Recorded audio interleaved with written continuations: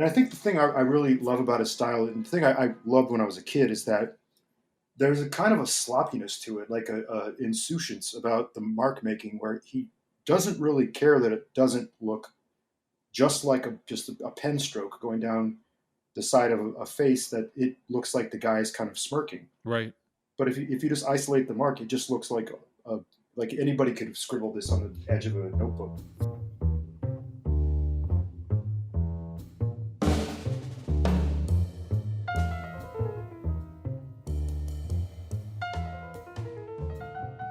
Hello, and welcome to Alex Toth In Depth. This is Paul Fricke, cartoonist, comics professor, and Tothopath.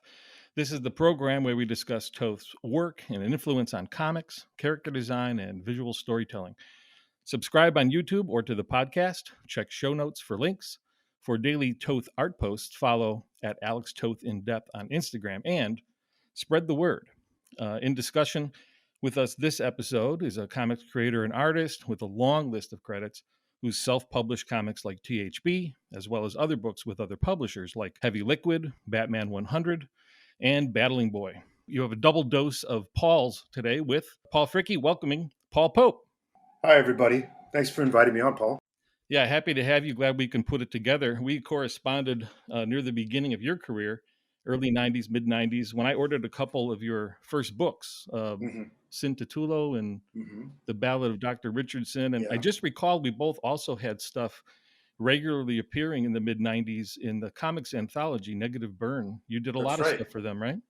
Yeah, that actually was my first published work. Well, not my first published. My first published work was in my teenage years, but Caliber was the first publisher to publish me and pay me outside of what I was doing for Horse Press, my own self-publishing company. And Joe Pruitt was my editor, and he was great. Like he gave me pretty much free reign to do whatever I wanted, as long as it made sense to him. So, 1 month it'd be a 4-page story, one time it'd be an 8-page story. And then that was great because it was extra exposure. And then Dave Sim picked up on my stuff, and that was a big boost when you remember in the old days with Cerebus, he would run previews of indie comics in the backups. Yeah. And that was when THB was first coming out, probably 1994 or 5. And that got a nice boost. What did he say then? It's like there's a giant in our midst or something, or what? About me? I don't remember what he said, but it was auspicious. It was nice what he said. I mean, it wasn't overly flattering, but something like pay attention to this kid or something. But then he invited me on the Spirits of Independence tour. I did a number of stops in different cities, and that was eye-opening because the first couple of years I worked in self-publishing, I was in Columbus, Ohio. I would go to this comic shop called Monkey's Retreat, which was like a head shop, basically. They had all kinds of stuff, like European comics. They had mainstream stuff. They had underground comics, European comics, right? So it wasn't until I started doing the shows through Dave Sim and his circuit of indie people that I was going around the country, up in Canada, meeting people on convention circuit. And, the way Dave always said is you're going to be the most famous guy in the hotel. Yeah, we must have seen each other at one or two of those stops in Chicago and Kitchener, I think. And we were corresponding a bit, and so it's nice to talk with you again and be pen pals and on the phone talk Toth. It's nice to talk Toth with you again. Absolutely. I'm always happy to talk Toth. I don't get to do it often enough. You mentioned recently online that you saw Toth's Daddy in the Pie first when you were 6. What do you think at 6 years old caught your eye about that story, and why was it impressed upon you so? Well, I was thinking before we got on the call, I was trying to do a timeline of my exposure to Toth, because in a similar way to how I discovered who Miyazaki was, I just thought there was a branch of anime that just looked like this. This was a house style. Probably wasn't until I was around 13 I figured out that the guy who drew Daddy in the Pie was also the guy that was the art director, concept designer for Space Ghost and Herculoids. Right, you're connecting the dots, yeah? Yeah, I didn't even, and Blue Falcon and Super Friends, and I didn't even realize that those were all the same guy, because I was just really attracted to the aesthetic. And I think for Daddy in the Pie, I think it was UFO magazine. It was a Warren publication. Got it at the grocery store. It must have been 1997. I was 6. And, back then, before the direct market, especially coming from rural Ohio, it was really hard to find comic books, let alone anything as quote-unquote adult as Warren comics. Right. And, my dad let me buy it. And for some reason, that story in particular stood out to me. There was something about, probably the thing that, you just fall in love with an artist when you're young and you're not even at the developmental stage as an artist yet. You're just attracted to something about it. In the same way that I actually was repelled by Jack Kirby's work when I was a kid. I thought it was grotesque and blocky, which is funny because those two they're not exactly polar opposites, but stylistically, those were two early influences. One of them I disliked very much, one I loved. Yeah, it's funny. I think with Kirby, I couldn't take my eyes off it, but it felt dated and wonky to me when I was young. But then I would like buy every issue of Eternals and Devil Dinosaur and wrote a Mm-hmm. letter to him and all that Oh stuff. wow, So there must have been something in it that I couldn't deny. And then I came to appreciate him more and more as it went yeah. on. I cracked the code on Kirby not too long after. I traded some. It wasn't comics. I don't remember. This kid I knew gave me some Commandees, Hmm. and I was around 10 or 11 at that point, and I was just old enough that I could see the edginess in his work, and Commandee was just so strange, And so once I kind of went down that his 70s route, the Demon and Omak and those books, then I really did fall in love with them. And in the case of Toth, it's different because all I had was Daddy and the Pie. Hmm. I think the only comics works of his I saw, it didn't even occur to me that Alex Toth was the name of the artist. It just was the story I loved. And it wasn't until I found, you probably remember this magazine, I think it's only one issue called Dragon's Teeth. Yeah. Came out in 1983. I was 13. And that had Ooh La La. And then I just fell in love with that. I was like, oh, it's the same guy. I get it. And by then, his style had morphed into that sort of like high cartooning style that he had. Everything was just reduced. And then at that point there were, we had comic shops, and then you could go and find back issues and things. Right, and then you started tracking down more once you As much as I connected the could. dots. And that's probably a similar path for me.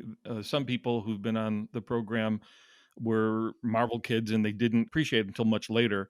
Hmm. But I was much like you, where I was surrounded by it. I did not know there was something about it. And then in that era, in the early '80s, he was doing Ooh La La and stuff for Red Circle, and it all was like kaboom! It all clicked. And then I was, I just had to admit I had a problem maybe, and I have ever since. I loved those Red Circle comics back then. I mean, I loved all the kind of off-brand comics. I read everything as a kid, right? So I read, what is it, Black Hood and the Fox and Agent Shield. Is Right. that the name? There's Sergeant Steel, or I forget. There was like a Captain America knockoff character. The DNA agents, like anything Nexus, Love and Rockets. I just read as much as I could. Right. And does Daddy and the Pie stand up to you now as you look at it today? When you brought it up last week, I hadn't really thought about it for a long time. So I haven't gone back and reread it, but I have a shelf of pretty much everything Toth's published now that all these archive collections are coming out, especially the beautiful stuff that Dee Mulaney's been doing. Yeah, the Genius books. Yeah, they're great. I'll have to go back and rediscover it. But the one that really stood out to me was his story Taps, more than anything. Remember that one? Yeah, and that's that reduced style like you were talking Mm-hmm. about. Both Ooh La La and Taps are top 10 reading Toth for me. And Oh, we're forgetting cartoons because I also picked up the Cartoons magazine with all the hot rods, and then he did Granny McGo oh yeah, and I didn't realize that was the same artist because it's just when you're that age you don't put it together. Because I could get Cartoons magazine at the grocery store, wow. and again, this was before comic book shops. So like if you went to a 7-Eleven, or we had Lawson's back in the day in Ohio, but they had a spinner rack. And like I remember I fell in love with that comic, The Warlord, Mike Grell comic. Oh yeah, I was a fan then too. Yeah.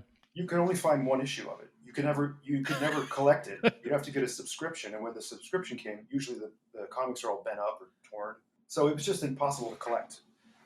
So Yeah, that's cool though. You got your hands on printings of the actual magazine and not just oh yeah, waited till the collection of One for the Road. oh, One for the Road is still one of my favorites. It's so mysterious because I'm always trying to find ways to get faster, and like it's just such a mystery how his stuff can be so reduced and yet look so polished at the same time. Not polished in the way we would think like Right. Bernie Wrightson would be polished, or somebody Alex Ross is polished. Yeah, it's a different level of finish, a different way of finishing, right? Yeah, it's reduced in a sense, and it's a little more robust than another one of my favorite cartoonists, Carl Barks, because I've got those oversized black and white editions of his early Duck comics, and they're perfect. No line is by accident. There's no cross hatching. There's nothing hiding bad anatomy. And but I think the stuff with Toth that attracted me so much was it was just loose, and he wasn't afraid to use like bold, thick lines and extreme silhouette forms. And then like his panel focus oftentimes would be on something completely off center. So You've noticed that too. yeah, Yeah, let's go into that a little bit later. I have a sure. question though. You had a if Toth's work caught your eye at 6, then it sounds like you're seeing something. You got a sophisticated look at stuff or just an instinct on things. Maybe it's precocious, but when I first saw your work pop up like in THB and then ordered those other books, I Mhm. saw a Toth influence in it. There's like a Oh yeah. long sequence where uh, the two characters are just talking in almost silhouette or highly, lots of Hmm. black for pages and pages. They're just talking. And I thought, well, that's really gutsy to do. And then you can see your other influences too. Hmm. You've mentioned recently, who did you say?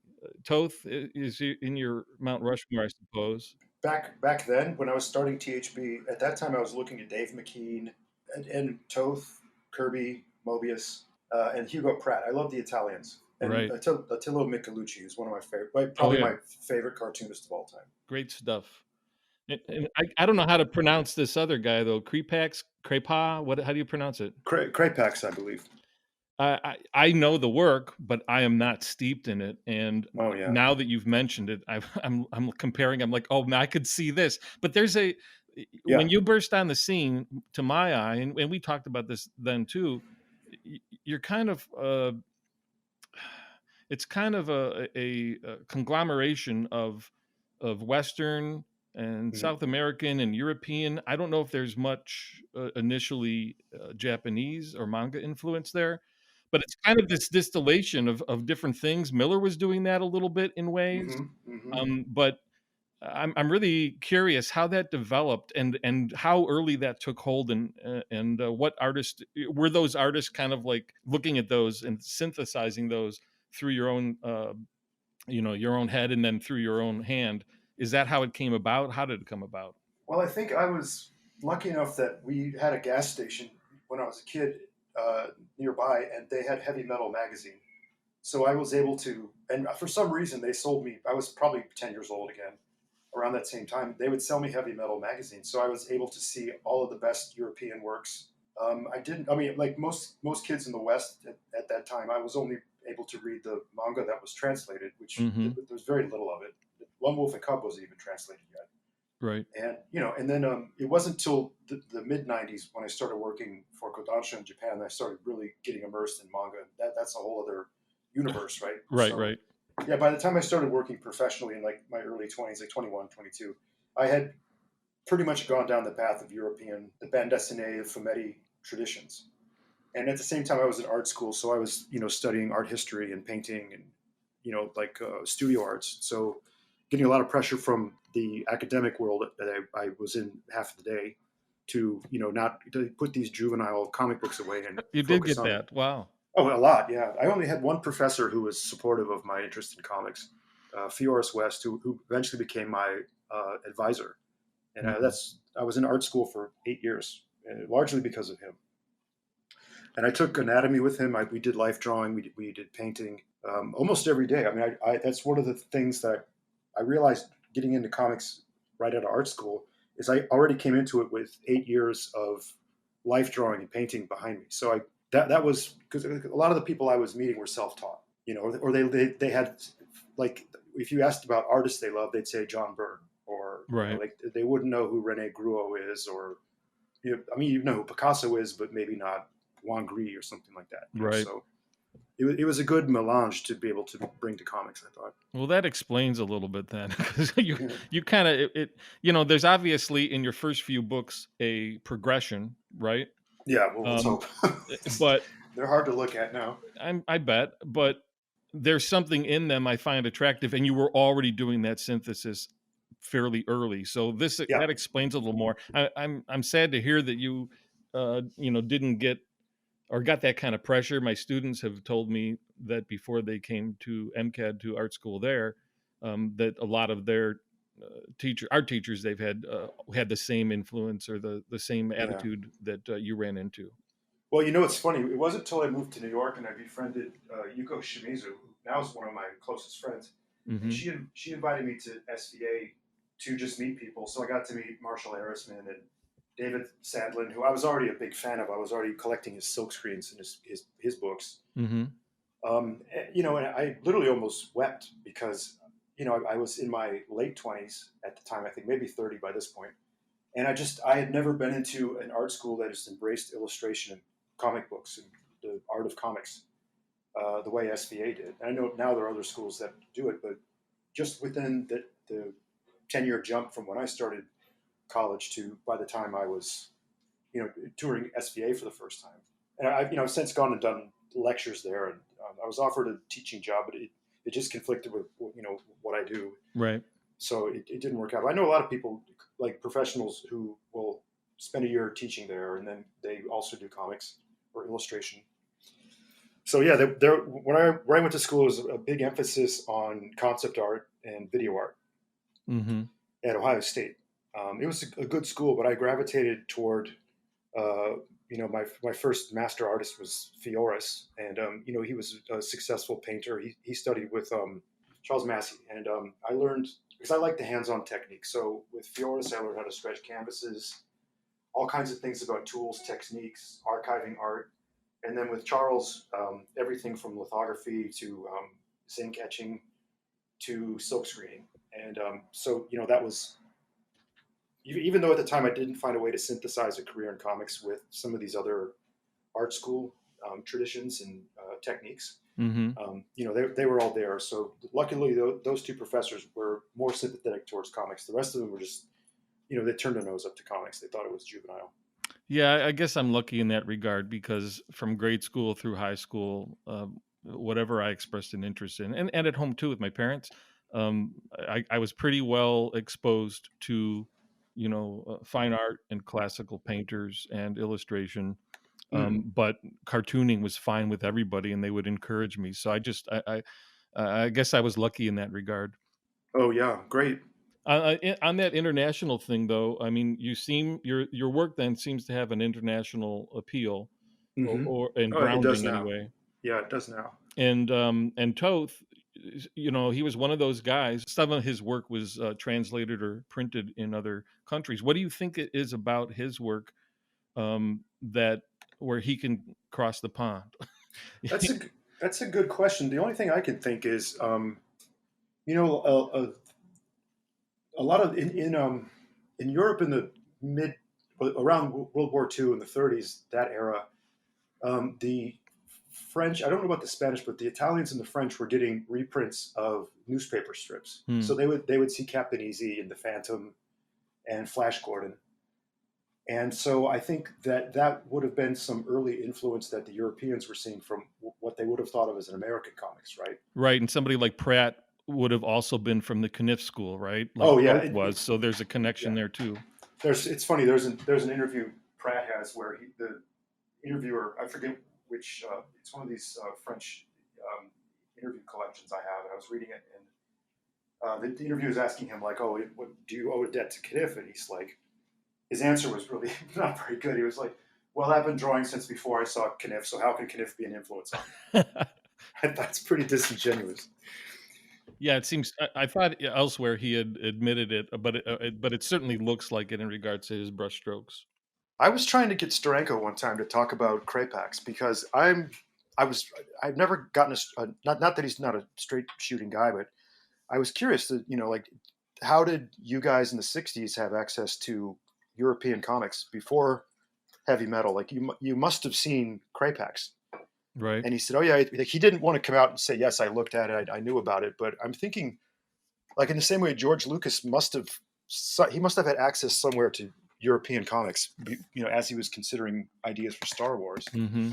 I've never gotten a good answer out of him, but I'm certain guys like Frazetta were looking at Europeans, the comics Right. that were coming out. Yeah, and that Steranko stuff when he was starting to pop. That's when Krapak was you know with what is it Valentina? Valentina, yeah. Uh, he was that it was quite popular that by starting around then, right? Oh yeah, he was a phenomenon that I don't think people here can imagine, like how big of a cultural phenomenon Krapax would have been. And Mm. I also read an interview recent, or a review of the new Fantagraphics collections, which are highly recommended if people like Krapax. The complete works collected. I hadn't considered this, but a lot of the subject matter is it's extremely erotic. Sometimes it has BDSM in it, and very little of it is like safe for work, so to speak. Mm-hmm. So I think especially in the '60s, like what would have passed as like liberal attitudes about sexuality of the body. I think the Europeans were much more, let's say, much less puritanical about depictions of the female body in comics and stuff like that. That I think people have been more recently in our day. Mm-hmm. So he's kind of a little bit of a pariah in the same way that like people they kind of shit on Winsor McKay or Robert Crumb for some of the subject matter. And Right. Somehow that overrides the aesthetic qualities of the work. To me, you can't throw the baby out with the bathwater kind of thing. Yeah. Also, context is important. In fact, I was talking to Dean Mulaney about this new collection of Kniff material that I don't know if it's been published yet, but it's a lot of the Sundays, the Terry and the Pirates Sundays, and they wrote an essay about the yellow face. Like the character, what's his name, Chin Chin, I think, or something. Right. The cook character, like kind of just flagrantly racist character stereotype, and putting it in a historical context. And I thought that's a really great way to approach it because some of the stuff hasn't aged well. And I think Toth doesn't really have that problem as far as I can tell. I think he was always kind of I don't know, it's like very like meat potatoes kind of American type guy. I think. Right. There's only 2 or 3 images that I've come across that are really great illustrations, but where I think they cross a line. And again, they were done at a different time. Mm-hmm. Yeah, that international flavor, though, I think it's continuing. When I track every once in a while who is following the Toth Instagram I've got and the show, there is interest from elsewhere beyond the West. So I just think that appeal is still there. Oh yeah. And that's fine with me. So you're developing, right? You're putting your own Mm-hmm. books out in the mid 90s, 94, 95, things are hopping and popping. And during that time, after you'd already connected the dots about Toth, you contacted him and had some kind of pen pal kind of thing with him, right? Believe it or not, it was much younger than that. I was around 19.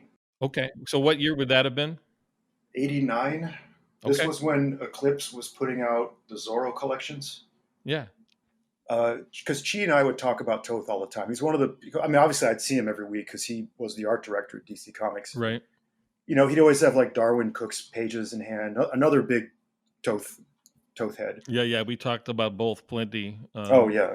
When Mark was on. I think about Darwin every day. He was a great guy, but I mean that was great. So it was like a little oasis in the middle of Manhattan to go into Chiarello's office because not only was his bookshelf amazing, but he'd usually have fresh pages like John Paul Leone's pages would be in there sometimes, right.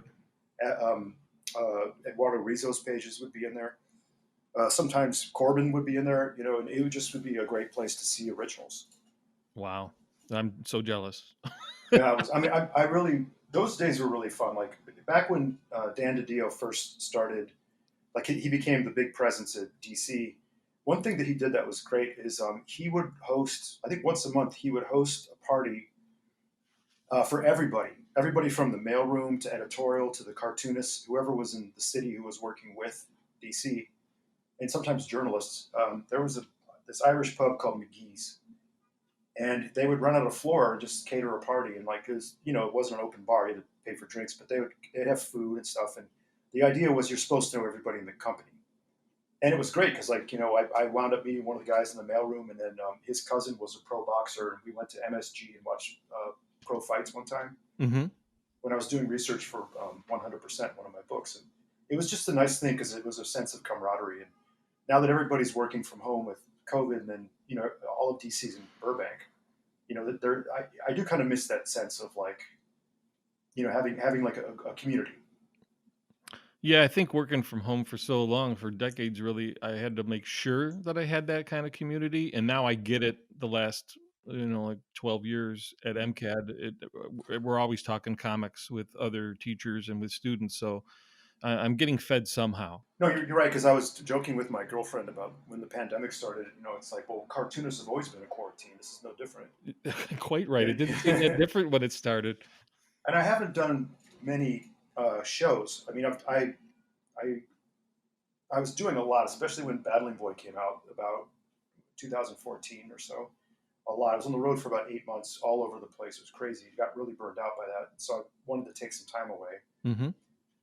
But like these days, like my art rep Felix Liu, he'll come into town, and we have a few of the artists on our team, and we'll go out for dinner. But then again, everybody's busy. Half of everybody has babies. Mm. Everybody's got one or two, three projects going on at once. So it's been a lot harder to like really like sit down with people.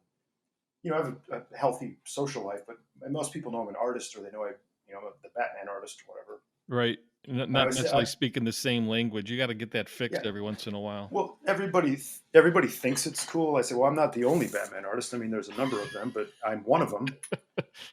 But then the people I'm friends with now are like, they'll be musicians, or like my girlfriend's a yogi, and so that's a whole other group of people, sort of more the Right. sports fitness area, and even though she's a musician as well, so Hmm. so it's just not as many comic book people. Even though she didn't know much about comics coming into this, she loves Disney and anime. So there's a So, connection, a way in. well, yeah, and it's neat because the stuff that she gravitates towards is like Krapax or Blutch or Miller or Mobius. So she's got good taste, even though I'll say, yeah. yeah, that's just what she likes to look at. So Well, again, you had good taste young. How did you get the guts to write Toth when you were 19? I was I was considering self-publishing. I started my self-publishing career started when I was 21. I think first published at 22. So I was doing research, and I read a book. I've mentioned this before, but this guy, I can't remember the name of the author, but he wrote a best-selling, like million copy selling book on parasailing, Hmm. and he self-published it. He made buttloads of money, and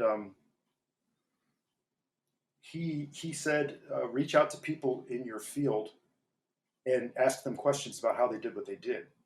And I remember, I think it was what it was when I first saw that comic Taps, Mm-hmm.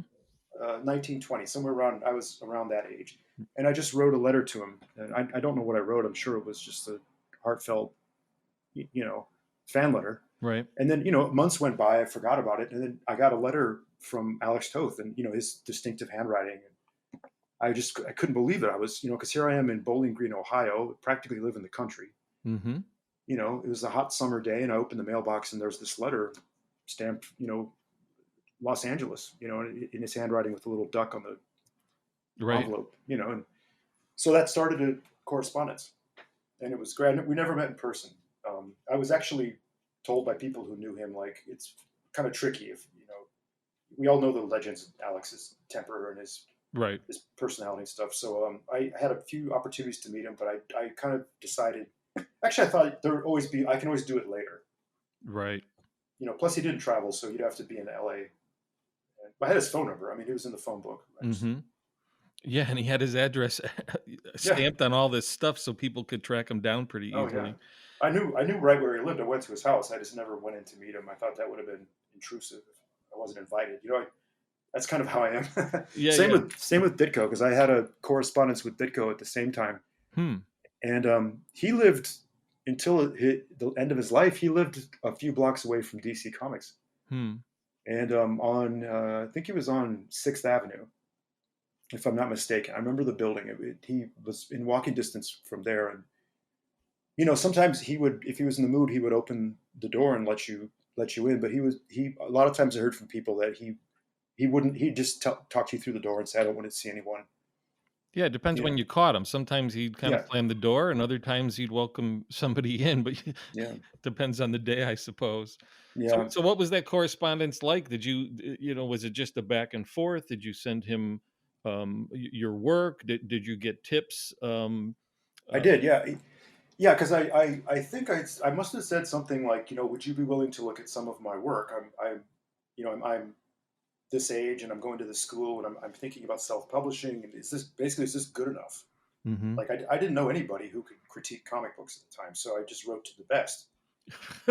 And he just wrote back, and then so he he never liked anything I did. Actually, he would redraw my page layouts on the back of my Xerox efforts, and in his red felt tip marker, he would redraw the page layouts for me. Wow. And he'd be like, it'd be better if you did it like this, or he would just point out like basic, 101 gaffes that people make in comics, like whether it's the guy on the left side of the panel is speaking second and the guy on the right side speaking first, so you have Right. cross balloons. Or like he was really against wide angle panels, and I remember one time he went on a tirade about Mobius and about how you have to frame your panel's focus needs to be on the most primary thing for that panel. Like don't stuff your panel full of extraneous things Mm-hmm. because they're pretty.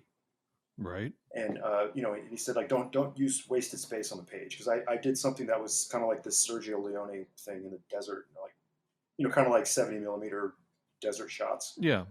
And he would always call Mobius Space Ace. He's like, don't do it like Space Ace. That's funny. Well, but uh, in like a comic like Soldier's Grave, he's using like a super wide angle on some of those panels, and Well, he didn't follow his own rules. I mean, he didn't always give good advice. One thing he told me early on, and I regret this, is that because I asked him about tools, and he said, "Oh, it doesn't matter what you draw. Just draw with anything. Draw with Mhm. whatever you like. Just whatever's there. Draw the ballpoint pen." And he said, I draw with big flare tips. And then later he found the Faber Castell pen sticks, Mhm. which are I guess they're professional grade. I don't use them for professional work myself, but he didn't care much about archival um, quality of his work, Right. because a lot of his stuff is faded to brown or purple, and my Yeah. early stuff did too. It actually was Yuko who convinced me to go all archive with tools. So everything I use now, like papers, are all acid proof. All the you know the inks are all like water soluble, and the drawings are built to last, and they're going to outlast us. So I think that's an important thing for like I know people are shifting to digital more and more, but if people are concerned about a body of work or like a legacy, like if you're going to you or your estate are going to be selling your art in the future, then you want to be careful about making sure your tools are archival. So Yeah, it's something that's that comes one up way. all the time, and that's one of those things when I'm citing Toth in classes. I'm like, make sure your pages don't fade later on. So, Yeah, I uh, saw one of his it was one of his war comics. I think James Robinson, the writer, at the time he was writing Starman, he just bought it, and mhm. it was a beautiful like World War One biplane page, like a Red Baron type story. And the page was beautiful, but it looked terrible. Like the quality of the original was just so bad. Right. And a Yeah, lot of and those and old, some of those have almost completely faded. I've seen originals yeah, where it's almost all gone. yeah. Well, my early stuff is the same. I mean, thank God I worked in a print shop, and I did my own pre-press, so I still have all the film negatives from my first two books. Because the originals they're gone. I mean, if you look at them, some of them are just completely faded. Yeah, I suppose in terms of development early on, just drawing, no matter what you use, is it. I mean, his point. He makes a point that that probably holds to some extent, but not for finished work and um, not for the finished pages. Yeah, Um, I don't. I think because he produced so much, and he also let's not forget he worked in animation where the turnarounds were intense. right, And right. I think I don't even know if he cared about keeping all of his stuff. I know that book that Darren McNeil or Darren McNeil Yeah, published that got the in plane design, yeah. in design, which I luckily have a copy of. I got it when it came out. In fact, I bought two copies, but Sorry, by design. by design, yeah. Like that was just stuff that Darren had Xeroxes, right? And I don't even know if it was stuff that Toth kept, I think probably half of it he wouldn't even remember doing. I recently read through some of what Toth wrote in those, and it seems like there's one little quick thing he says where he goes off and gets copies of them. So I wonder if he also, at least took copies before he handed them off. He cared enough to do that some of the time, but I bet Mm-hmm. you stuff was flying through there so quickly that if others didn't do it, Yeah. a lot of that stuff would be lost. And I bet you a lot of it was anyway. Well, there was in around after I finished Batman Year 100, I spent about 18 months working on a film at Paramount, Hmm. and I was the only. Well, we had a storyboard artist, but I was the concept artist and the key sequence artist. So I do like those big presentation, like the Ralph McQuarrie color pieces that sold Star Wars. Right.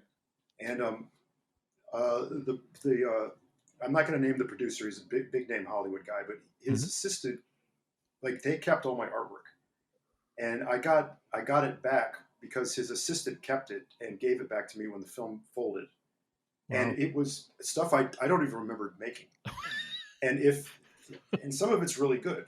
Like I can't show it because it's all owned by Paramount, but um, if she wouldn't have given me the originals back, because I mean they're worthless now. I mean I just can't do anything with them. Right. But she gave them back. I'm like, I can't believe I produced this much work in 18 months. I completely forgot I did that. I forgot I did that.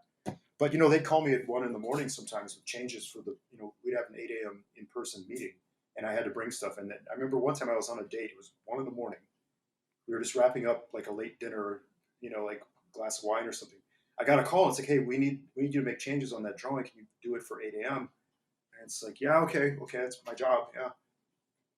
Yeah, that's And not like that. dissimilar from a lot of the stuff I ran into doing commercial storyboard work. Not only am I Yeah. using the same tools you're talking about, markers Mm-hmm. and on marker Mm-hmm. paper, that's that thin Mm-hmm. stuff and and Mm-hmm. and all that, but then you're moving it so quickly. I tried to keep a good archive of it, but a lot of that stuff didn't deserve being kept. I think it's easier now because most of us scan our own work. Like all the stuff I'm doing now. Well, Battling Boy is different. We can talk about Battling Boy and THP at first second if you want. Mhm. But I scan most everything I do here.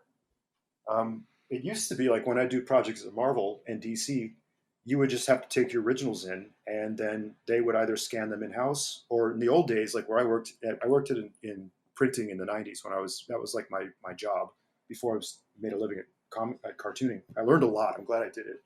Mhm. We would shoot the originals on an optical camera in a dark room.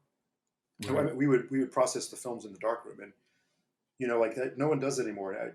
I remember sometimes going into Marvel, they'd have like I did an issue of Spider-Man, and I'm like, hey, I'm here. I can I pick up that story I did? It's been 4 months. I just want to get the originals back. Like, no, we can't. It's in the system. We have to mail it back to you. And then this is how things get lost or stolen. And like Sienkiewicz told me one time that when he turned in Dune, um, the Dune pages, somebody in production cut his pages, literally cut the pages to fit the magazine format, and then he doesn't have a single page of that. It's gone. Oh my It's gosh. someone stole it. So that's the hazard. So I think with Toth, I'm sure working at Hanna Barbera at the speed he must have, there must be pieces that have slipped through the cracks that we just don't know where they are anymore. There had to have been, especially if he's doing like, 4 to 8 concept pieces color over the weekend, and Mm-hmm. then in-house, just churning out, I don't know, Mm-hmm. so there was another, anecdote. Somebody was like, "Oh, how did you, deal with all this, doing the model sheets? You must have used reference and all that to get it just right." And he's like, "What do you mean? There was no time for that. We had to do 10 a day." So Yeah, if he's that's doing that oh many, yeah. there's no. Well, that book by design is such a. If anybody out there, wants to really sharpen their craft, I mean that's essential reading because I think some of Toth's best work is in that because even for these like projects that never got off the ground, like Bionic Six or something like Yeah. he would create these side characters and they would just be like walk-ons, like a magician one time or like this like heavy set cleaning lady for another one, and then a couple of kids, and then the next one's like a stewardess. It just they were just so great. Each one had its own identity. And I think that's one of the hardest things to pull off is like if you can really see, um, and translate through your drawing, especially at a reduced style like Toth had, then that's really the greatest thing you could do as a cartoonist, I think. No doubt. Those are a favorite of mine. They were a favorite of John Paul Leon's as well, um, and I've got a stack of those too that I've scanned. So I'm going to continue posting some of those on Instagram. Any other things while you were talking with him back and forth that stick out to you? Either exchanges you guys had or other things that other bad advice. He bad advice. Let me think. He no, he had a temper, and he had opinions about everything, and he had kind of a melancholic attitude toward modern pop culture. Right. You know, he was kind of I never thought of him as like a grumpy old guy, you know, but you know, he preferred movies from the 30s, and he hated rock and roll, and you know, like he understood if he didn't like it, he had no interest in it, and you know, he liked looking at old Life magazines, and he would, you know, simple things like that. And I know other stories from people that actually worked with him, and like, you know, sometimes he'd have like, I don't want to say handlers, like he was a problem, but like when you know, back at Comic Con in the '70s, like stories about what he was like at parties, and you know, his temper in public, all that kind of stuff. And you know, I think he was just kind of a hot-headed guy, you know, like a complicated guy. Mm-hmm. Yeah. That's one reason I didn't want to meet him. I was afraid that, you know, because I was, you know, a sensitive art school kid. This is my hero. You know, I didn't Yeah. want to Yeah. run afoul of him. Yeah, I was I the could, same, and that's why I didn't write. I mean, I just figured that I wouldn't be able to take it, especially from him. So you had more guts than I did. oh, to give you one great story is when I got to know Jeff Smith, you know, the artist on Bone, of Yep. course, everybody knows. He somehow got a bunch of Milt Caniff's brushes Oh yeah, I recall that. because when Caniff died, his Caniff's widow gave his library and his tools to the university. We all went to Ohio State, Right. and Jeff was working at what now is the Wexner Center, the Billy Ireland Museum. At the time, it was the Graphic Art Library, Mm-hmm. and he somehow they were going to throw this stuff out, and they're like, "Oh, this, you know, this lady brought in all these old art tools. This, she's just giving them away." He's like, "Well, who is it?" It's this guy, Milton Caniff. And so I remember going over to Jeff's, and he had a Popeye spinach can. Remember in the old days, there really was a Popeye spinach, like canned spinach, the Yeah, worst thing yeah, in the world. yeah. I've seen the picture of that. Terrible, terrible. I've had it before. It's terrible. But he gave me some of the brushes, so I had three, and I gave one to Chiarello, and then I gave one to Chi to pass on to Toth. Mm-hmm. And Toth was like, Chiarello was like, are you pulling my leg? These are really Milton Caniff's brushes. I said, no, I swear to God, these are Milton Caniff's. You can ask Jeff. I got them directly from the Graphic Art Library at Ohio State University. And it was a number two. I think I had three number twos, and I used one on most of the THBs until it died. Mm-hmm. And then I know Toth got that. So even though we stopped corresponding around 94, 95. Like I was already on print by then. But I know that he kept, like, not want to say tabs on me, but he was aware of what I was doing, and he was looking at my stuff, even though like he and I weren't talking. Not there wasn't a big fallout. He just told me at one point, like I've seen enough. Like go make something worth showing me. And did the correspondence and that back and forth affect your work? And did him going take off, kid, or whatever? I had a belly full of you, or however you Yeah, put it. I literally said I had a belly full of you. I recall the line from the The Space doc. Ghost Yeah. DVD. Oh boy, it was so hard not to break down crying Yeah, at you were that on the point. edge. You were on the I verge. was on the. I'm like I can't start blubbering on a Alex Toth documentary. But yeah, I mean it was really emotional, like thinking back, because you know he meant a lot to me, and yeah, he also he would tell me like go look at Jesse Marsh, go look at Noel Sickles. Right. Or sometimes I would find, like, I know he loved Noel Sickles. So I remember one time I found a preliminary sketch Sickles did for the novelization of Roots. You know, Mm, the slave story was that yeah. famous series in the 70s or 80s. And I sent it to him because, hey, this is Sickles I bet you've never seen. And he wrote back this scathing critique of the drawing. He's like, this is terrible. This is not Sickles. This is this is like Sickles at his worst, and he was just critiquing everything about it: the anatomy, the composition. He redrew it on the letter he sent back Wow. in like a thumbnail. And but if you got him on Scorchy Smith, he'd talk about it. In our case, for pages. He wrote pretty long letters actually, and so did Ditko. Hmm. This Ditko didn't write as often, but when he did, he would write sort of like the Randian, like these like essays. Right. Where Toth would just write. I think he really like he was from that generation of people that really loved epistolary correspondence. Yeah. My mom was the same way. Yep. Yeah, my grandmother, she would write. This in the summers, my sister and I would stay on a farm in the country with a great grandmother, and she would spend every morning, like the first part of the day, just writing letters to people. Of course, she was an old lady; she was 80 years old at the time, but she kept up with. That's how they did it back then. If you didn't want to pay for long distance phone calls. Yeah, no doubt. His I can look at those, his all caps letters, and that lettering. Some people have trouble looking at pages and pages of Toth's lettering, but I don't know. I find them very appealing. Yeah, me too. And he also got me to like I don't think I'm a very good calligrapher, Hmm. but he really got me to focus on improving my ability to draw hands Oh, and okay. my lettering. So he's like, you're going to need to be a professional letterer if you're going to be a cartoonist. Yeah. And that kind of went out of the window at some point in the 90s. But, I remember the first time I was asked not to letter my own work. I think it was at Marvel. And I said, well, like all the great cartoonists letter their own stuff. And like, yeah, but, we do digital balloon placement and these go out for foreign licensing. So there's no point. Yeah, And when even we in were my on the case, phone back then, this lettering thing must have been on your mind because you talked about maybe me lettering some stuff at that point. So it must have been that never came to fruition, but it must have been something that was on your mind then. But you've worked with some really great letterers since, no doubt. oh yeah, yeah.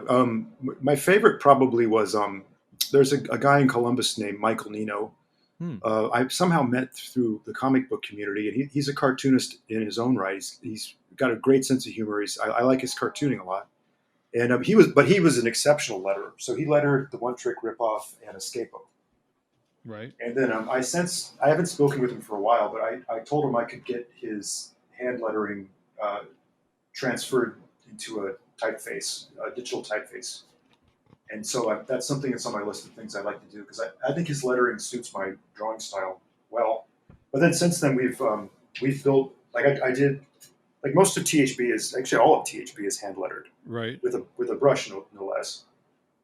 But we created a Pope font. We called it a Pope font when I started Battling Boy, and that's just based on my brush hand lettering. So that's what we're using for my books, and then we farm those out for the European and the foreign licensing. Yeah, that's cool. I'm looking at One Trip Ripoff now, and the lettering is good. It's not dissimilar from John Workman's lettering, Yeah. which who's also worked with you, right? Oh yeah, no, he's I don't want to single out anybody because John's amazing, and yeah, They're similar though. John's a guy you should get on your podcast actually because I'm I sure he know. has lots of. I just did a podcast with him and Lee Lowridge and Shelley Bond to talk about Heavy Liquid not too long ago, and that was a great reunion because I haven't spoken with John for a long time, but he knows so much about comics history and all the people he's met over the And he years. was an editor of what, a Heavy Metal or Epic or what? Mhm. Where was he? Art director at Heavy Metal, and he did a lot of the lettering too. Yeah, he's shared some of that in some of the magazines about Toth. So yeah, he's on my list, no doubt. So let's dig a little Great. deeper into Toth's Sure. work. Chiarello said when he was on the program that Alex was the very best storyteller. I push back a little bit on that because I think there's a lot of good storytellers, but I focus instead on how Alex was different in his storytelling from other people. What do you see in his storytelling? And would you agree with Chiarello? I tend to agree with a lot of what G would probably say, but just based on knowing him, I think of Toth's work. I think White Devil, Yellow Devil is his best, his very best. Yeah, it's quite good, no doubt. And that was a Canada story. And I worked with Canada, and he didn't give you a lot of visual cues. So I think That's interesting. So yeah. so that whole thing about in that story with the tongue on the gold tooth. I know there's been some dispute, or Kanigher said, "Oh, I put that in." He may have or not, but what you're telling me here is that Toth might have just been a detail that he added himself. Yeah, it could have been. I mean, I only worked with Canada once because he was pretty long in his teeth by the time I broke in. Right. But I did do a story with him, which is actually I think this is my first time collaborating with an established writer. Come to think of it. Wow. Cool. But uh, but anyway, well, I think if you take a look at the body of work that Kubert did with Canada and then the stuff that Toth did, Mm-hmm. I think you'll see that the visual approaches are very different. So, well, Kubert gets into a formula with his layouts, right? He's doing certain things. He's doing a double page spread here. He's doing insets there. I saw something recently where Toth was railing against Kubert's work on Tarzan. I think too harsh, ruined it for all of us. I'm like, no, no, he didn't. But did he prefer Bert Hogarth? I hope not. I hope. Look, I'm glad you. I think Bert Hogarth. I'm sorry, he's one of the most overrated cartoonists in the history of the medium. I'm not a fan. His art books steered me astray when I was a teen, and it took a few years for me to get that out of my system. It's almost as bad. It's almost as bad as How to Draw Comics the Marvel Way. I think there's some good stuff in there. There's some good stuff, but the Marvel Way is not the way to draw comics. It's just a way. Quite right. I agree with that. Well, it does say the Marvel Way. Yeah. It's just that it was ubiquitous then. It's like there was no other way to draw.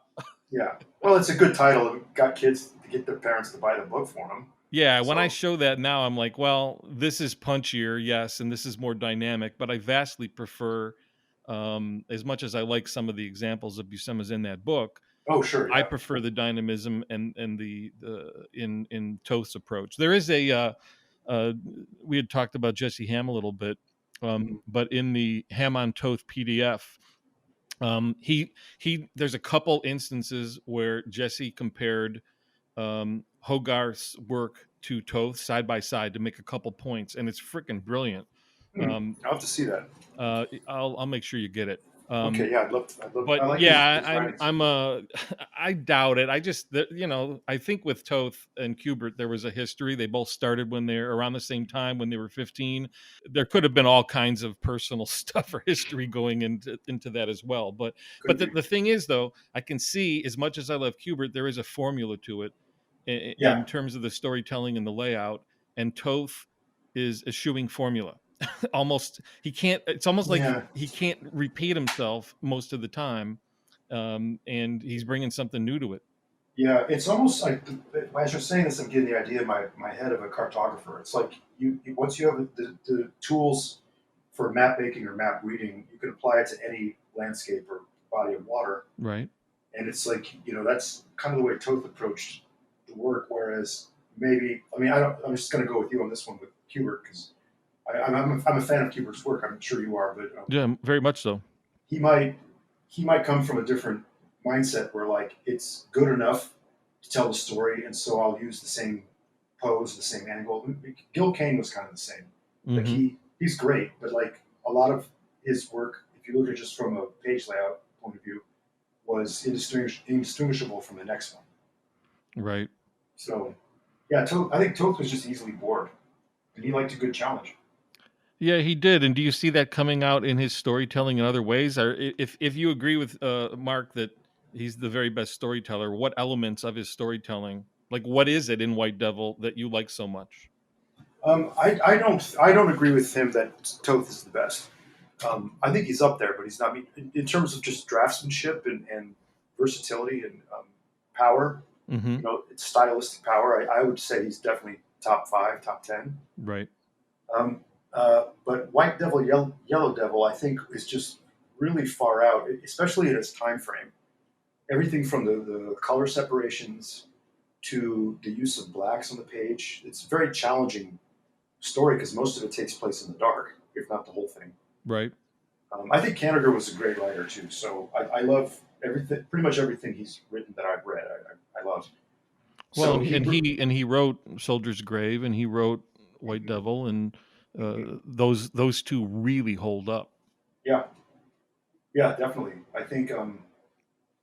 He was particularly. It's funny, Kanigher. You know what? That's funny about that detail you mentioned, because the thing I worked on with him, he was a real stickler about historical detail. This is one reason I've done very little war comics, Mm-hmm.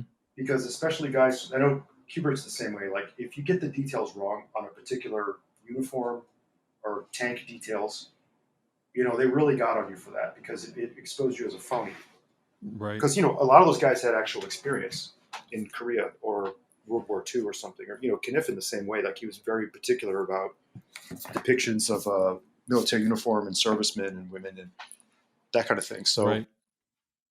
Yeah, and there's an anecdote in one of the Genius books about Toth getting reference for the battle flag of the Foreign Legion. that flag had to be just right.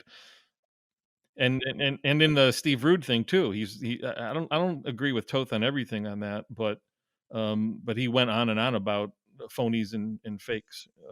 do you mean that long letter you wrote about the Johnny Quest thing? Yeah. Online, you've mentioned that you kind of end up agreeing with Toth on most of that, or I mean, I got to tell you, I've got a couple letters pretty much just like that from Toth. I mean, I think and Rude got. you live to draw again. I mean, it's pretty withering to get crushed by your master, but I don't know that I could have survived it. it's a little different. I think he demanded more out of. Well, this goes for Allred as well. Like he demanded more from Rude because I think he saw Rude as one of his best students. I think that's right.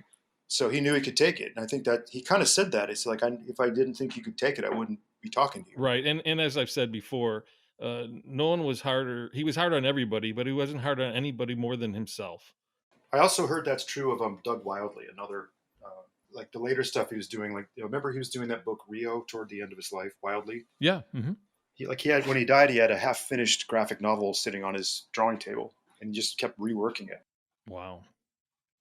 So yeah, I mean there is, you might know this, like having worked in the industry for decades now. I noticed in my case at least, like once I won some Eisners and you had people paying attention, then it's like you have that, what they call in the music industry the third record curse. Hmm. Like your first two records, you've had time to perfect because you're touring it, you're promoting it, and then you have a break, and then you have to make your third record. And I've felt that because especially after Battling Boy came out, it was winning awards and New York Times bestseller. It's like then the fear kicks in, and you're like, oh God, I got to be better than I was before. Like, what if that was my best work ever? So I think it is easy to psych yourself out, especially not to say I'm like, so egocentric. I think I'm like all that, but it's more that like, wow, people are actually like the first part of your career, you're trying so hard to like break the door down. Hmm. Then you're in, then it's like, okay, what's your next trick? Yeah, I've heard of the sophomore slump certainly, and this sounds Yeah, similar to that. yeah. And I've certainly psyched myself out about stuff sometimes with kind of like with Toth right over my shoulder, and I'm like, all right, I can't do this page. This story's over. Oh So yeah. I've developed different ways to get over and get past that. Another thing he told me that I think is useful, and I think he's probably said it elsewhere about photo reference. He told me that when he was getting reference, he would look at two or three sources. Of course, this is before the internet. Hmm. He'd go to the library or get National Geographic, or whatever. He'd look at them or photo references of character models, like if he's basing a character on an actor or something, and then he would put those down and then draw them from memory. Right. And I keep that in mind a lot because I mean I use like light boarding and a few tricks if I'm doing like vehicles or some like very complicated architecture, but I try to keep that in mind.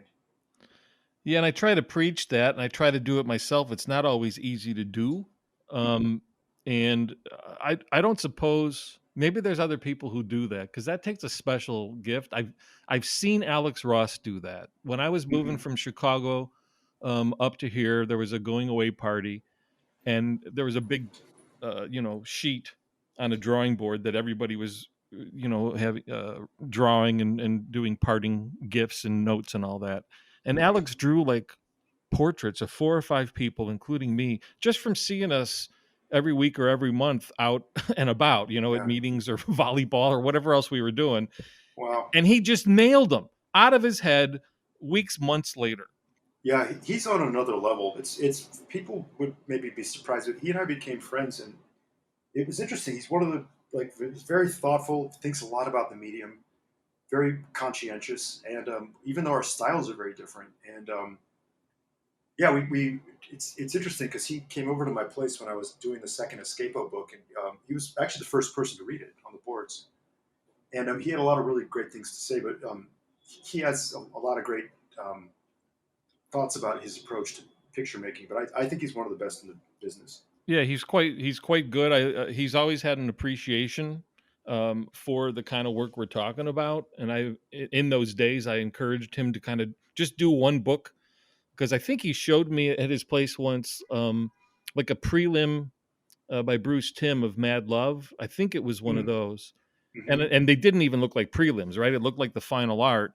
And I'm like, Right. Alex, if you love this so much, do a book like that because you know you can.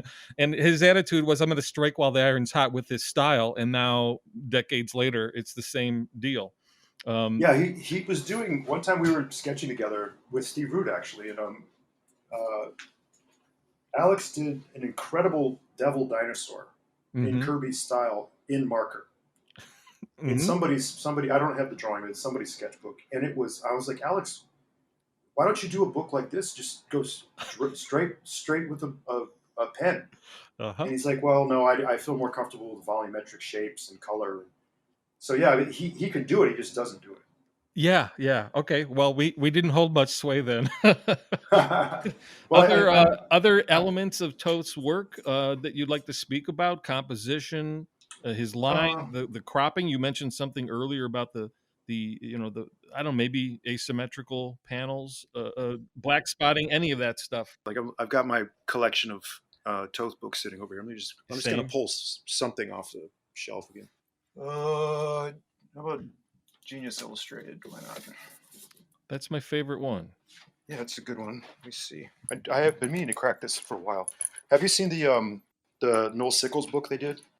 I have it. Yes, it's on my shelf. It's another great one. Well, it's one of those too that, Toth would write about Sickles and other people that influenced him in his books, but then it was really hard to find them. So when they started publishing these other books, I'm like, finally Sickles. I could see what Toth was talking about. Actually, I just opened up the Daddy and the Pie. Yeah. Interestingly, Although I don't think I'd use that as an example of. Let me just look through this while we're talking and see if anything comes up. There should be White Devil originals in the Genius Illustrated book. Oh yeah, I just see one right here. In fact, did they reprint? Oh, they reprinted the whole thing. Okay, Yeah, yeah. and Okay, those let's are just. actually retouched pages that Toth, when he got the pages back, he went back in and blacked out more stuff. Oh wow. I think yeah. This is okay. I'm just looking at these pages. I think they're like a lot of again because this thing takes place at night. hmm So much shadow work, and he did tell me like block as much as you can so that you can focus on the essential piece in the panel, hmm whether it's a character in the foreground or the background. We don't need all the extra detail. Right. Yeah, I'm looking at the panel with the gold teeth and the guy's rolling his tongue over his tooth. It's so hard to pull off. Yeah, it really is. It really is. And I think the thing I really love about his style, and the thing I loved when I was a kid, is that there's a kind of a sloppiness to it, like a insouciance about the mark making, where he doesn't really care that it doesn't look just like just a pen stroke going down the side of a face, that it looks like the guy is kind of smirking. Right. But if you just isolate the mark, it just looks like anybody could have scribbled this on the edge of a notebook on a telephone call. So I think that's the thing I like because it makes for such reduced drawing. And maybe it's a flavor. It's like some people don't like garlic, like it's just it's that's kind of a stupid comparison, but No, but I get it. you know, And I must say that when I run across somebody who doesn't like or get Toth, then I don't understand it. mhm. But there must be a reason why he was never, he was an artist and was never the popular favorite. I think There's also because stories of tons of kids who just didn't like the work. he didn't really like drawing superheroes for one thing. hmm He preferred westerns and war stuff and romance. So I think those and that's probably one reason he was popular overseas is because the American superhero trope doesn't play so well. Well now it does, but um, in Europe, right? Interesting. Because So maybe and that global thing has something to do with genre. Yeah, I think times are changing now, Mm-hmm. but I think, people in South America, people in Europe, they would have seen something like, Tales of Green Beret or Superman is like American, I don't want to say imperialist, like, I'm putting air quotes around imperialist, but, an American export. It was Right. such an American concept, the Superman. Right. And the Batman, those are like very American characters. So I You think find that's, a attractive quality in his line though, because your line, yeah. I thought he had some facility with the brush, even if he didn't think so, but it's Hmm. not what he used most of the time. And your line is very fluid and supple, and um, there's a reason why you work that way, but you still admire Toast's line. Yeah. What is it? Well, I think in my case, I just felt comfortable. For one thing, I draw a lot larger. Like Toth drew it, sort of a standard size a lot of times, like Hmm. a 10 by 15. Yeah, or ooh la 11. la, two size. Oh, it looks like it was. It looks Hmm. like it was drawn that size. Well, that's pretty small then. Yeah, it's just like No, you on letter size paper, right? yeah, yeah, I think so. In my case, because I came from, what we used to call monumental painting, I was like stretching large canvases, and the life drawing stuff I did in school, we would draw on giant tablets, and it just was more comfortable for me to draw at. I usually draw at 19 by 24, and I noticed that there's been a number of people now who do draw at that size, and just because I didn't know what size people made comics at, because I hadn't seen any comic book originals when I started. Right, right, making it up. That's not dissimilar from, like, Mobius's Blueberry Pages. Those are gigantic, right? Um, I've seen No, they're actually the ones that I've seen are not that much. Okay. They're not that large. Yeah, I've got a we have a mutual friend, Kickley Samhidi, and he Uh, said that he's seen some, pages, Mobius pages that are really, really big, so I'd oh, have I to know track some are. down which of those they are. Yeah, some are. I mean, I have a friend with a gallery in Paris who has a huge collection, but the Mobiuses he has are not that much larger than what you might see in America. I mean, the ratios are wider because bande dessinée is a wider print format. Magazine, format? Magazine, yeah, Mhm. more of a mag, yeah. I mean, the big ones in my mind would be like Hal Foster or Hal Foster's pages are massive. Mm, McKay's pages are massive. The Milo Manara pages I've seen are pretty big. Um, mhm. of course, those were strips, though. I mean, like he worked in same with Pratt. They worked in strip. So Right. that's why a lot of times with the European comics, you see the four tier panels. Right, right. They were copying the American newspaper strip model. Right, right. The other thing Toth told me is he hated at the time I was experimenting with not having uh, panel borders. I would just butt panels up to each other, Hmm. and he thought he made the page layouts very unclear. Hmm.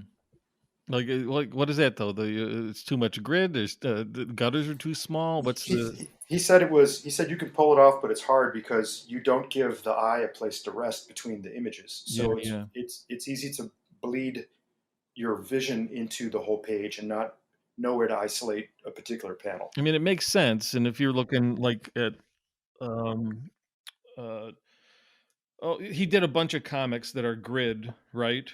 And Hmm. I think he separates stuff out pretty well. Hmm. But then if you look at a story like The Reaper, he's opening things up and doing different design tricks to give that rest you're talking about. But to me, Hmm. regardless of which mode he's working, he's doing it well. Hmm. So I think it can be pulled off. Oh Um, yeah, it can. I mean, that's what I meant. He had rules that he would come into, and I mean, I wanted to learn them because it's like you're a teacher. Like if you take a particular life drawing course with a particular teacher, it's going to mhm. be different from the next person's. And so I think I knew going into it that this was his way of doing things. Yeah, he just to me he had a different way of doing it, and when I'm considering his composition, he's doing asymmetrical and Hmm. compositions. They're a little off from what other people would do. He's using diagonals throughout that are different from what other people do. He crops like no one else. Yeah, And then he's got that heavy black spotting and then the line that you're talking about where he's not as worried about it. That's not the important thing, yeah, like the quality of the line.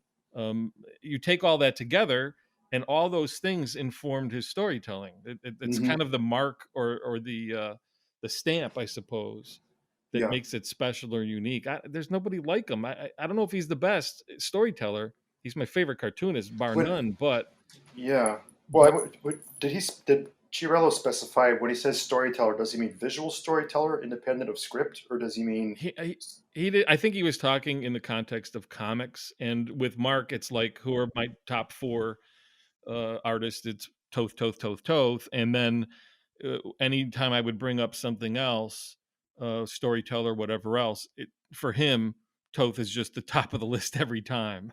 So, so on the storytelling part, I thought there were things that Toth did occasionally where he would get carried away with some of the cropping or how he overlapped objects, especially when he was testing them out early on, or you get like a little too tight and claustrophobic.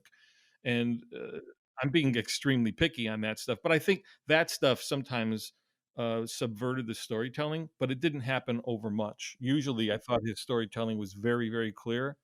I don't know. I probably liken his storytelling, like the counterpart for storytelling would be Orson Welles in film, because he's doing really weird stuff at the beginning of Othello or in Touch of Evil or even Arcaden that remind me of Toast's approach a little bit. Hmm. Hmm. Yeah, I would probably agree with you on that. I would think in terms of the story like best storyteller, I think Darwin Cook is probably better because I mean they come from the same formula, Mm-hmm. but I think especially that first issue of New Frontier where the losers are on the Devil Island or the Dinosaur Island. Mm-hmm. That's just perfect comic book storytelling, and I mean it's maybe an unfair comparison because we're comparing a second generation artist to Toth, Right. and they did the same type of work. They both worked in animation, and they drew Batman and all kinds of stuff. But Right. Right. Similar paths. yeah, similar paths. But I think Darwin had sort of a more cohesive storytelling ability, whereas I think something like, as much as I love the Fox stories that Toth wrote, or Bravo for Adventure, or even Ooh La La, like they're not that substantial in the same way that like Haniger's script for White Devil, Yellow Devil it has more of a literary feel. And I'm not saying that comics have to be that. Or Jaime Hernandez is another one that I put on the top of the list. Like the Mechanics storyline, with the early stuff in Love and Rockets. I think those are just perfect comics. Yeah, among my faves, no doubt. Yeah, and again, it's in the same region of cartooning, right? So yeah, I think. But then again, I think the idea of like best comic book artist or best storyteller, it's subjective, but also it probably depends on what your criteria is, right? So I Mm-hmm. think I know people that might say Art Adams is the best cartoonist, or Neil Adams is the best, or whoever, Charles Schultz. I think it's just a matter of taste, really, at that point. Yeah, yeah. I mean, lists can be funny almost from the get go. Hmm. That doesn't always stop me from making them. Oh no, I think yeah, it's good to have because it's parameters, but Right, right. I mean, and that's a guy, you know, both actually Darwin Hernandez and both Hernandez brothers, and Toth, of course. Those are all some of my like pantheon cartoonists. Yeah, we're in agreement on that stuff. You mentioned Battling Boy before. Was there anything particular you wanted to talk about with that? Well, I've been working on the second book for ages, and Oh, okay. You're still working on it. yeah. So the goal, and I feel pretty confident saying this, it's going to be done within the next. I keep saying this, but we have a pretty hard timeline now.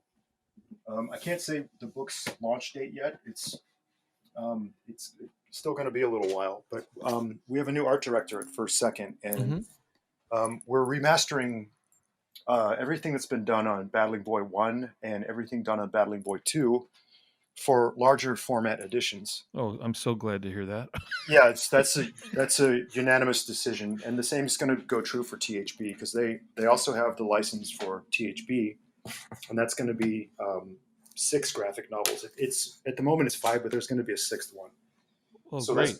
that's been my primary concern. And outside of that, I've been working on I work on commercial work too. I work uh, and worked on a couple of series. I did end credit animation keyframes for that series for Netflix, Altered Carbon, Oh, if you okay, remember yeah. that.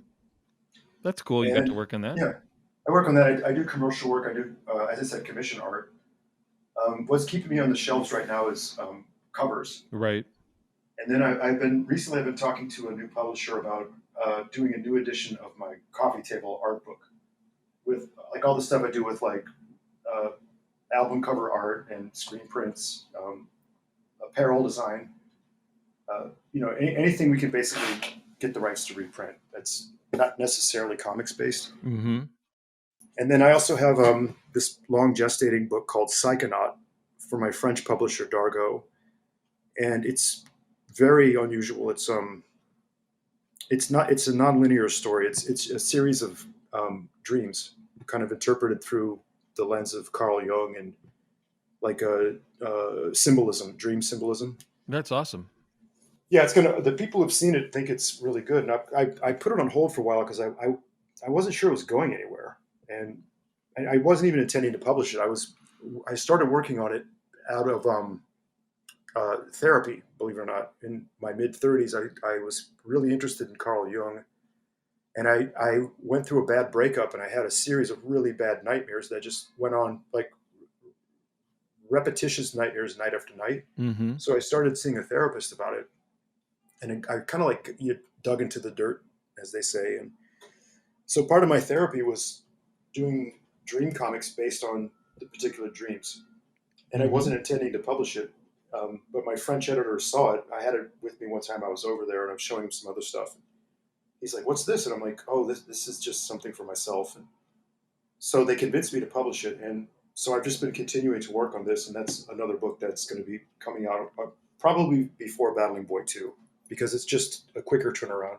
Yeah, that's great. I mean, you've always been a prolific artist, and you really were churning it out in the earlier years, and then I see less lately, so I'm like, I hope everything Paul's okay. Oh And yeah, no, yeah. In fact, I started. I'm 52 now, and I started rowing a couple years ago. To just I have minor scoliosis, and it's led to carpal tunnel. So there were times when I'd have to take a couple of months off from drawing, which is terrible, especially right, when Battling Boy was at Paramount. It was there for 8 years. I was working on scripts, concept art, daily email exchanges, phone calls. This is before Zoom and Slack, and I developed carpal tunnel because I was just impinging my wrist on the edge of a table typing all day long. right.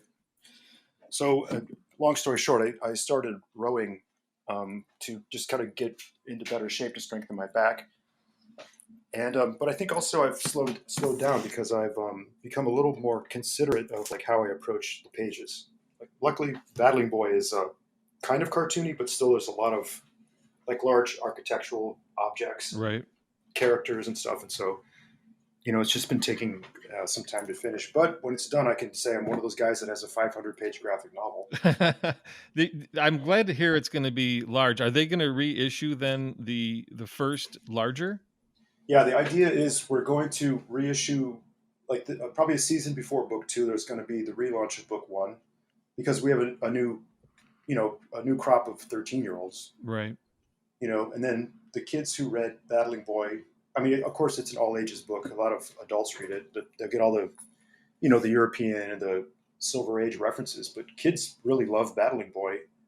And then now a new group of kids can read it for the first time. The first group of kids are going to be like early college age or early workforce age.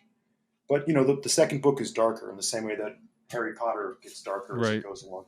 Or Because bone or whatever, right? or bone, yeah, that way the audience it grows with the book, or the book grows with the audience. I guess it matures. So eventually there will be an omnibus with the entire thing. That's great. I just recall you seeing something that you had worked bigger. That maybe there was an art book that I don't have, and I thought it was just such a shame that it was small. I'm sure that was a publisher's decision. I heard that around the Hmm. industry that there was a impetus to do that, but I thought it was a shame, especially on something like Battling Boy, that given the way you did it, Oh yeah. to me Well, needed to breathe. So this is very good news for me. yeah. Well, to tell you the truth, if I would have known that, I mean, here's the reason First Second publishes at what they call the library format. It's because about a third of the sales come from perennial orders from libraries and schools. Right. And Battling Boy is in school libraries. It's in public libraries. When we were touring the book, I did tons of public appearances for like schools all across the country and in England. We did a lot of stuff in basically everywhere they speak English. Although the book's published in a number of foreign licenses, including I think Turkish and South Korean, which is cool. But yeah, so that's why they do that. But I think now they realize that there's more of a market for a reissue in a larger format. And if I would have known going into Battling Boy that there was a restriction on the page layout, I would have approached it as no more than 4 panels per page. Right, right. Which would work perfectly fine. It just, at the time I didn't know that was going to be the size, because I thought we were going to get treasury editions. Right, right. As an album, this is working fine. Compressed down, it's getting into that visual compression thing Toth was talking about. Exactly. And I think that's one thing he always complained about with newspaper strips is that if you look at the early stuff, whether it's Buzz Sawyer, another one of my favorites, Roy Crane, my favorite cartoonist, one of Toth's favorites too, or Hal Foster. I mean, the Hearst papers were massive. Right. They're A0 format, which is like a movie poster. And so a page of comics is like a half of a wall, basically. And then, over time, the cartoons got smaller and smaller and smaller, and so the drawings had to be reduced. You couldn't have halftones or too much cross-hatching because it would just block out in print. Because it's, of course, newspaper printing, it can't hold too much weight or density. Right, right. So that's one thing he complained about all the time. And it's one thing that he said attracted him to European publishing is that the production values were better. Yeah, no doubt. We're seeing some here, but I'm so glad to hear that's going to be done larger. Very great news. Yeah, I think it's good because First Second's been a great publisher. They've been committed to the book, and they realize I've also been working on a film, which in retrospect, I don't know if it was very smart to start working on a film as I'm making a graphic novel. But seems like a lot. I mean, R.R. Martin did it with Game of Thrones, and I know that at a certain point the film production catches up to you. So they're making the final season of Game of Thrones before he's done with the book. So then the question is like, who's writing the book? Is it the studio or is it him? And so we've run into some of those problems, but we haven't worked out. I work pretty closely with screenwriters, and I can't talk too much about what's going on now, but it's not at Paramount anymore. It's somewhere else. I'll let them announce it when they're ready. But we've been working on it pretty much for the last decade. Yeah, that kind of project can go on for a while. Well, what was it I was just reading about? Took was it Alien? Alien took 5 years from concept to greenlight. Was that right? Was it? Wow. Something else I was looking at that. I think Star Wars took 5 years also, and that I don't even think that's that long. I mean, like you mentioned Orson Welles, I know that in some cases he had to wait like a decade to get a movie made. Yeah, and a lot of that was for him anyway. Was budget, and he'd have to go act in a movie and make $100,000 to fund his own flick. Or did the Frozen Pea commercial? Well, yeah, that kind of thing, wine, etc. Indeed. Did you ever hear that Frozen Pea commercial? It's hilarious. Okay, yeah, it's one of the best things on YouTube. It's very good, and they did a nice take on it in a Pinky and the Brain cartoon as well. They did? Yeah, they kind of do it verbatim, but in Pinky and the Brain's voices. That's very funny. Well, the guy who did the Brain's voice did the voice for Orson Welles in the Ed Wood movie. Oh, interesting. So it's the same dude. Oh, it's funny. I've been meaning to rewatch that film. Me too. I don't know why I haven't recently, and that's D'Onofrio playing Wells in that one. Oh, wow. Wow, I'll have to go back and earmark that. It is way overdue for a rewatch. Yeah. Oh, wait, one more thing on film, real quickly. I wanted to mention Kubrick, because it's really embarrassing that it's been taking so long to get Battling Boy done. However, comics is not for the faint of heart. Right. I mean, a 500-page graphic novel where you've blown through the advance years ago, it's not easy to finish it because it's a huge time commitment. And so I have to take some comfort in the fact that, like, Kubrick like did one film a decade, or Kurosawa sometimes would take a long time developing a film, and Yeah, no you know, doubt. And I have a friend whose first movie was produced by Jonathan Demme, and Demme had many tales about he would just have different irons in the fire on projects, and you never knew whether they're gonna come to fruition, and some of them would take 2, 5, 10 more years to come about. So that's yeah, gotta be yeah, frustrating. There's an immediacy to comics, at least in theory, right? yeah, That you could kinda put something out, do it quickly and put it out quickly. yeah. It's like that's the joke in Hollywood is everybody's got a script under their arm. Right. Everyone you meet is like, "Hi, I'm Paul. I've got a script under my arm." So yeah, no, that's especially you know from working freelance. Like right now, I've got 5 jobs, and it's a little too much. I'm better if I have like two, Mhm. but that's just the way it happened. I picked up something during COVID. I think everybody was concerned in the freelance art world at that time. So you started on something new just because you needed a backup in case this other thing falls through. And what's going to happen with the Battling Boy film? Nobody knows yet. So it's like, Things are you in know, flux or yeah. uneasy. I mean, where it's at now is a lot better. I mean, Paramount came with a lot of uh, pitfalls, so I'm glad we amicably went our different ways there. But so yeah, I mean, I'm back in the same position. I'm finishing a graphic novel while working on in development on a new project. Well, I hope So, these yeah, things come to fruition and finish me up, too. and I'm really eager to see more and new or repackaged work from you. I've always been a big fan, so more Pope is better for me. Well, the one thing I'll say, like to bring it back to Toth real quick, is remember how we were saying, like, he kind of kicked me out of the nest by saying, come back when you've got something to show me. Yeah, I think he would have liked the Adam Strange story I did for Wednesday Comics. yeah, yeah, I think that one would have. I remember finishing it. He was already dead by now, unfortunately, but that was the first time I felt like I did something that he would approve of. And Did you actually like? You weren't thinking that while you were working on it, yeah, I really? was. So he was there, I kind yeah, of in your head or over your shoulder, and you're like, oh, like yep. he would be doing an attaboy? I never forgot his parting words. And I remember when Chiarello offered me a slot in Wednesday Comics. I said, well, okay, well, they offered me a couple. I wanted Commandy, but Ryan Sook already had it, and it was great. But um, I said, well, could I? I think Dave Gibbons wrote that, didn't he? It was Dave Gibbons and Ryan Sook, if I remember. Anyway, I said, well, let me get somebody who's not been touched and it doesn't have a lot of DNA on him. So what about Adam Strange? But let me do it as a Flash Gordon serial or John Carter of Mars, um, as if it were a heavy metal magazine in the '70s. Right, fun. So, and that one won the National Cartoonist Society Best Comic of the Year.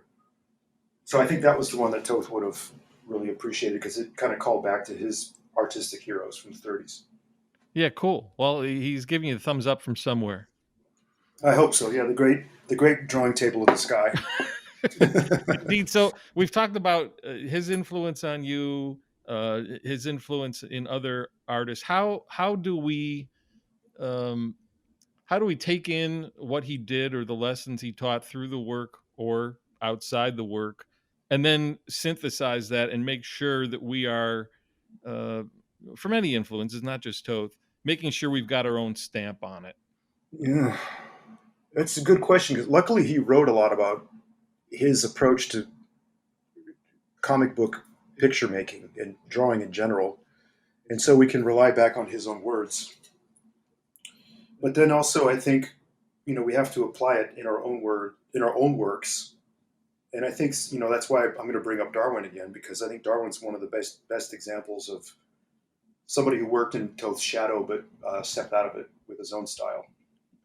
Yeah, and I suppose that's true of Alex with Sickles and Kniff and all that. There's some Hmm. ways that I like Toth's approach to certain things more than the guys on whose shoulders he rests. Yeah, yeah, I agree. It's a little looser. It's almost like he's playing jazz. whereas, or like a more of a free jazz, whereas like Kniff might be more like a, you know, bebop, like, Duke Ellington or Count Basie, like earlier bebop style. Yeah, I'm following that. That's good. Yeah. Yeah, well, hopefully we can all continue to do it, find our own way, while still, studying the artists that we like so much. Paul, thanks for taking time Of course. to chat with me about this. Just had a blast talking. Where can people find you online and such? Well, my website is paulpope.com. It has some not safe for work art up, so just be aware of that. I need to update the site. I will be updating it when the new projects are announced. Mm-hmm. And then the only active social media I have is Instagram, and it's at Comics Destroyer, one word. And it's got a good following, and I strictly post only my own work or artists that inspire me with the dates, and then a little information if I know the name of the artist or some of the background about the piece. It's been stealth years for me as I finish Battling Boy, but like once the news starts coming out and I can start talking about these new projects, I think it's going to be exciting and getting back in the game. It's been a while since I feel like I've been doing a lot of public appearances and having like actual graphic novels out. Well, it's great, and it will be great to have you back. Thanks again. Yeah, great. Thank you very much. Appreciate it. That's all the time we're giving to this episode, which was edited by Rudy Brum. This again is Paul Fricke for the Alex Toth In Depth program. Alex said, study everything you can to answer your own questions. That's the fun of it, figuring it out your way. Dig? Until next time, go with Toth.